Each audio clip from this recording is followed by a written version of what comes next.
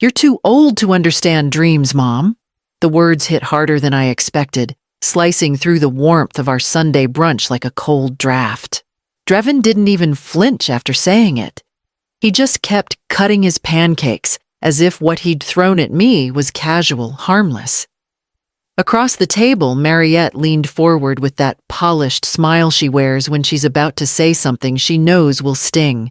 "You could move somewhere smaller, more manageable," she said, voice dripping with feigned concern. "It would make things easier for you." I set my coffee cup down carefully, keeping my hands steady, even though my chest felt tight. "This house is paid for. It's where your father and I built our lives, where I raised you. It's not going anywhere." Drevin's fork clinked against his plate. He didn't look at me when he said, "Then you're standing in the way of our future. We need the capital for the startup, and this is the smartest move." I looked at him, my only son, and for a moment, I didn't recognize the man sitting there. His voice carried a kind of impatience, like he was speaking to a stubborn client instead of his mother. He pushed his chair back. "If you can't support us, fine. But don't expect us to wait around forever." He stood, grabbed his jacket, and walked out without another word. Mariette stayed seated, her eyes holding mine, with a sharp, calculated stillness. "You'll change your mind," she said quietly, as if it were a promise. Then she left too, heels clicking against the tile. I sat there in the sudden quiet, the scent of cooling coffee between my hands. I'd been called many things in my life, seamstress, widow, mother, but never an obstacle. Not by him. 3 days later, the phone rang. Mariette's voice was warm, syrupy, like the words from that brunch had never been spoken. "Ellarine, let's put the tension behind us. How about we meet for coffee? Just you and us. A truce." I agreed, my tone as even as I could keep it. Inside, though, something told me this wasn't a truce at all. The morning of the so-called truce, I woke early, unable to shake the weight of Draven's words. I walked through the house in my slippers, touching the edges of picture frames, running my palm over the worn banister. Every creak in the floor felt like a memory calling out. After my husband died, this house had been my anchor. Drevin was 12 then, awkward, grieving, and too quiet for a boy his age. The mortgage had loomed over us like a storm cloud, but I took extra shifts at the sewing shop hemming dresses until my fingers cramped. I sold my wedding ring to fix his first car, so he wouldn't have to walk 5 miles to that part-time job at the gas station. One summer, when the porch started to rot, I taught myself how to replace the boards. My knees ached for weeks afterward, but I smiled every time I saw Drevin sit there with his friends, never knowing how close that porch had come to falling apart. It wasn't just a house. It was the story of every sacrifice I'd made. The marks on the kitchen doorframe charted his growth from boy to man. I'd kept them there even when I repainted, tracing them with my thumb, like proof of all the years we'd survived together. But lately, Drevin had been different, talking in quick bursts about seed rounds and launch dates, always on his phone, his eyes darting like he was chasing something just out of reach. I told myself it was ambition, but the edge in his voice when he spoke to me was new. I remembered one afternoon passing by the living room, hearing Mariette on the phone. "The house will be gone before Christmas." She'd laughed afterward, the kind of laugh people use when they're certain of something. I had brushed it off then. Now, as I set my coffee cup in the sink, I realized maybe I shouldn't have. Whatever was coming, they'd been planning it for longer than I wanted to believe. And that made their sudden invitation to coffee feel like more than just an olive branch. Mariette was already seated when I arrived at the cafe, her hair perfectly smooth, hands wrapped around a cup she probably hadn't taken a sip from. She greeted me with a smile that looked warm to anyone passing by, but felt cool as glass from where I sat. "Ellarine," she said, gesturing to the seat across from her, "I'm glad you came. We just want to put all that unpleasantness behind us." Drevin walked in a few minutes later, late as always, sliding into the booth beside her without apology. He didn't waste time. "We've been thinking. It's time we got on the same page. If we can all agree today, things will move smoothly." I waited, letting the silence stretch until he continued. "It's just a few documents," Mariette said, placing a neat folder on the table. "Nothing complicated. It will make managing everything easier down the line." Her nails tapped the folder once before she slid it toward me. "What kind of documents?" I asked, keeping my voice even. "Papers that allow us to act quickly if opportunities come up," Drevin said. "You'd still live in the house, of course. This is about unlocking potential value, for the family." I placed a hand on the folder but didn't open it. "I'd like to review these at home." "That's not necessary," Drevin replied, his tone edging into impatience. "The realtor is waiting. We can wrap this up today and save everyone trouble." Mariette's smile didn't move, but her eyes flickered to him. "It's just a signature, Ellerine. A formality." I set the folder back in front of them. "Then it can wait." They exchanged a glance, quick, sharp, almost annoyed. Drevin leaned back, folding his arms. Mariette reached for her coffee, her fingers tightening just enough for me to notice. "I appreciate you both wanting to simplify things," I said, sliding out of the booth. "But I've managed this long without rushing into anything. I think I'll keep doing that." I walked out into the crisp air, my mind already turning over the urgency in their voices and the name they hadn't mentioned, who exactly that realtor was. That evening, I sat at my kitchen table long after the dishes were done, the folder they'd tried to hand me still lingering in my mind like a bad aftertaste. They'd been so sure I would sign without a second thought. That kind of confidence didn't come from nothing. It came from planning. I reached for the phone and dialed a number I hadn't called in years. Soren Krail came the steady, familiar voice on the other end. "It's Ellerine," I said. "I think I need your help." In 5 minutes, I told him everything from Drevin's first request to that strange meeting at the cafe. I didn't raise my voice once, but the words seemed to gather weight as they left my mouth. Soren listened without interrupting. When I finished, there was a brief pause before he spoke. "Have you ever considered setting up a living trust?" I frowned, unsure. "No." "Why?" "Because if your home is in a trust, it can't be sold, mortgaged, or transferred without your consent. It keeps you in control no matter who's asking for signatures." The thought of a legal wall around my home settled in my mind, solid and comforting. "Can we do that?" "We can," he said. "But if you want it in place before they make another move, we'll need to act fast." We arranged to meet at his office first thing in the morning. After I hung up, I sat there in the quiet, my fingers tracing the grain of the table. It struck me how easily I could have walked into that cafe and agreed to something I didn't fully understand. How easily they'd expected me to. I stood and went to lock the front door, the soft click sounding sharper than usual. In the reflection of the glass, I caught my own eyes, steady, alert, and no longer willing to be caught off guard. Whatever they were planning, I wasn't going to be the easy mark they thought I was. The next morning, I was at Soren's office before the sun had fully cleared the skyline.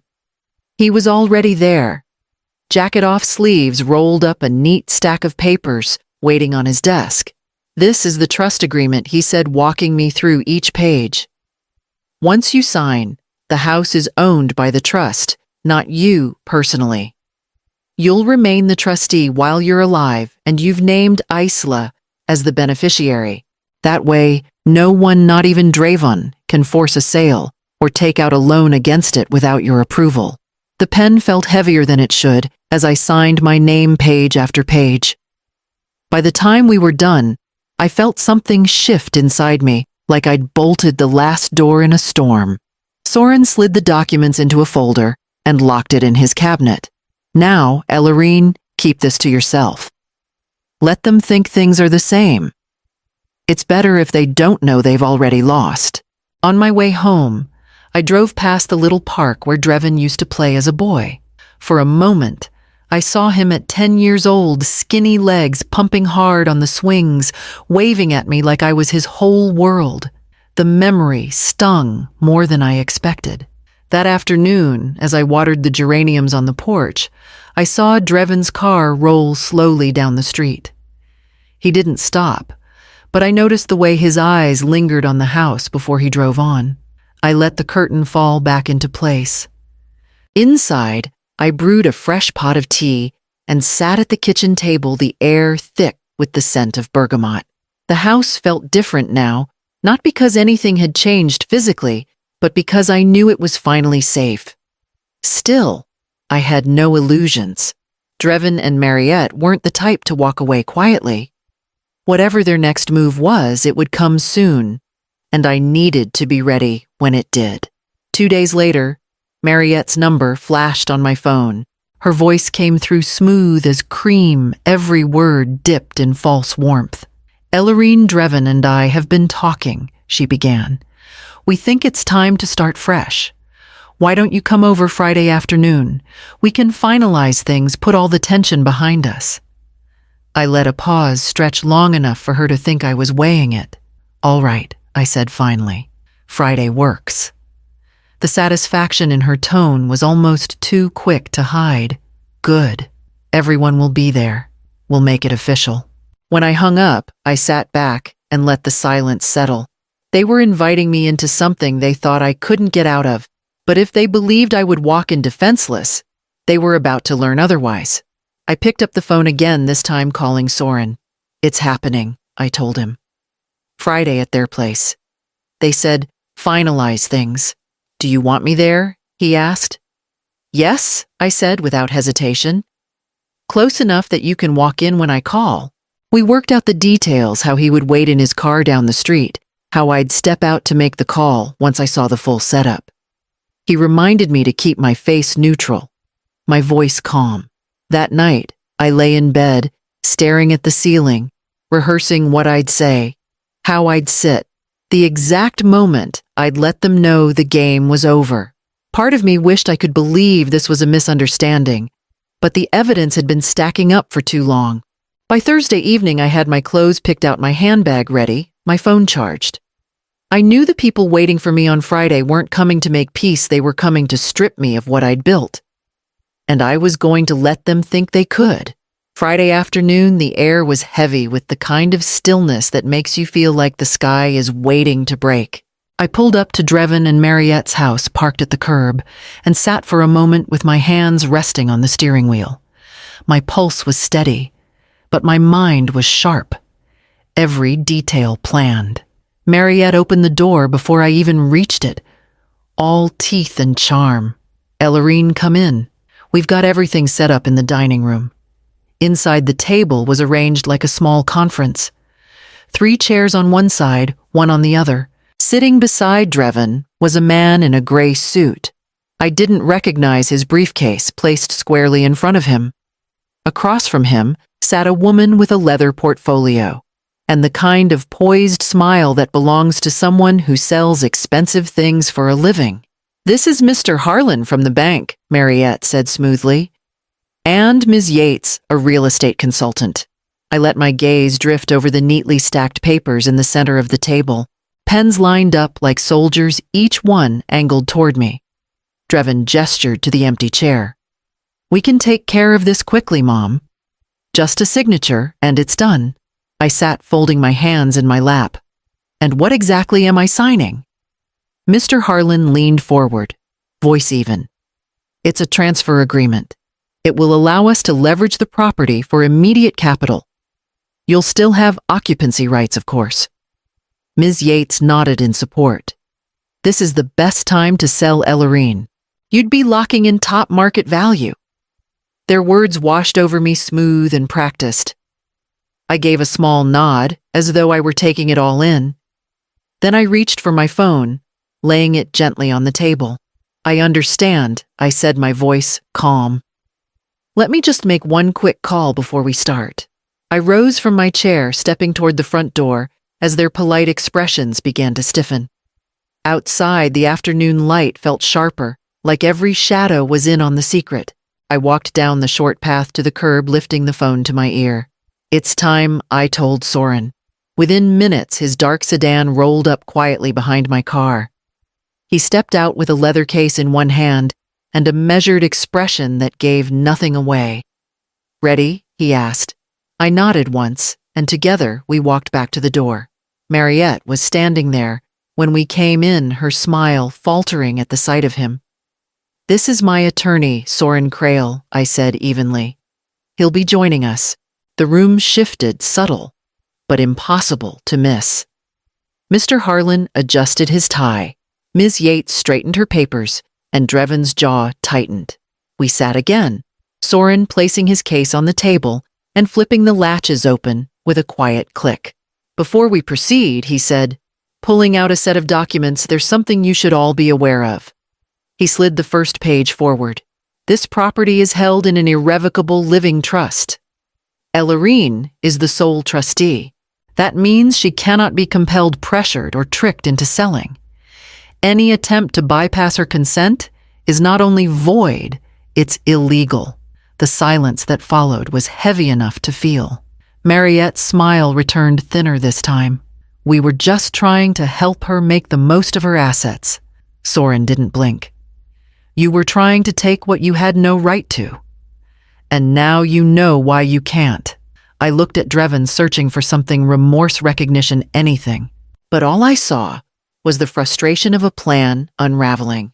"I think this meeting is over," I said, standing. My voice was steady, but inside, I felt the solid weight of the trust papers like a shield. Soren gathered his documents, and we walked out together, leaving the neat stack of unsigned forms exactly where they'd been placed. The next morning, the calls started before 8. First from Dreven, then Mariette, then again from Dreven, each one going straight to voicemail. By the time I'd finished my tea, the messages were piling up, their voices swinging from sugar to steel. "We just wanted to talk things through," Mariette said in one, her tone soft but brittle. "This isn't over," Mom Dreven said in another, the edge in his voice sharp enough to cut. I didn't answer any of them. Instead, I took a slow walk through my garden, the late blooms bending gently in the breeze. The house stood solid behind me, quiet and untouchable. Every brick seemed to hum with the knowledge that it was safe now. By mid-afternoon, Soren called to check in. "They won't get far," he said. "The trust is ironclad. If they try anything else, it will only make them look worse." That night, I sat on the porch, with a blanket over my knees, watching the streetlights flicker on one by one. I could almost see the ripples moving outward, how quickly news travels when a scheme fails. In a town like this, people notice. 2 days later, I heard from an old friend that the big launch Dreven had been talking about was on hold. Investors were backing away, and the word over-leveraged was being whispered in the same breath as his name. I didn't take joy in it, not exactly. But there was a quiet satisfaction in knowing I'd refused to be the stepping stone for something that wasn't built to last. Late in the evening, I passed by the kitchen table where my phone sat face down. Another message from Dreven had come in, but I didn't listen to it. Some words don't need to be heard to be understood. I turned off the light, letting the house settle into its nighttime silence, the walls holding steady, as they always had. A week later, I found myself in the kitchen, early, the morning light spilling across the counters. I'd been living in this house for decades, but it felt different now, more mine than it had in years. Not because I'd gained anything new, but because I'd kept what mattered. The phone had gone quiet in the last few days. No more early morning demands, no forced sweetness over the line. I imagined Dreven and Mariette recalculating their plans, realizing the door they thought was open had been bolted shut from the inside. I spent the afternoon tending to the small repairs I'd been putting off, tightening the cabinet hinges, oiling the squeaky hinge on the pantry door. Each task felt like a small, reclaiming proof that I decided what stayed, what changed, and when. In the evening, I took a cup of tea out to the porch. The air was cool, carrying the scent of freshly cut grass from a neighbor's yard. I thought of my husband, how he used to sit here with the paper folded under his arm, watching the street, as if keeping quiet guard over our little world. When the streetlights came on, I caught my reflection in the front window. Older, yes, but steady. I realized then that this house wasn't just where I lived. It was where I'd learned to stand my ground. It wasn't about holding on to walls and a roof. It was about refusing to be pushed out of the life I'd built piece by piece over years of work and sacrifice. I took a long sip of tea and let the quiet settle. Somewhere in town, Drevin was likely still telling himself I didn't understand his dreams. Maybe I didn't. But I knew the cost of giving away what you can't get back, and I wasn't willing to pay it. This house would outlast their schemes, their urgency, even their disappointment. And as long as I had the keys, it would stand on my terms.